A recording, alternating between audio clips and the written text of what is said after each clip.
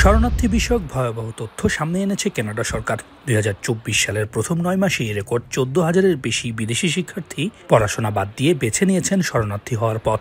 এই সংখ্যা বছর শেষে ১৫,০০০-এর কাছাকাছি চলে যেতে পারে।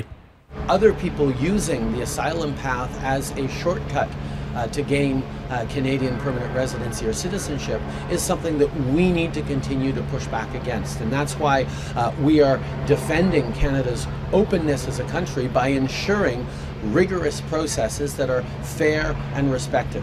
২০২৩ সালেও এই প্রবণতা ছিল ঊর্ধ্বমুখী। সে বছর ১২,০০০-এর মতো শিক্ষার্থী শরণার্থী হওয়ার আবেদন করেন। তবে ২০২২ সালে সে সংখ্যা ছিল ৫,০০০-এর কম। কানাডা সরকার যুদ্ধবিধ্বস্ত এলাকাগুলো থেকে আসা মানুষদের শরণার্থী করে থাকে। সে ধারাবাহিকতায় ইউক্রেন, ফিলিস্তিন, সিরিয়া, লিবিয়া, আফগানিস্তানের বহু মানুষ কানাডার বিভিন্ন শহরে রয়েছেন। We need to properly be able to identify who needs most help, who is there as a true asylum seeker. এই অবস্থায় সার্বিক অভিবাসন নীতিতেই কড়াকড়ি আরোপ করতে যাচ্ছে অটোয়া। এতে বিপাকে পড়বেন হাজার হাজার বাংলাদেশি। শিক্ষার্থীদের জন্যও কঠিন ব্যবস্থা এনেছে সরকার।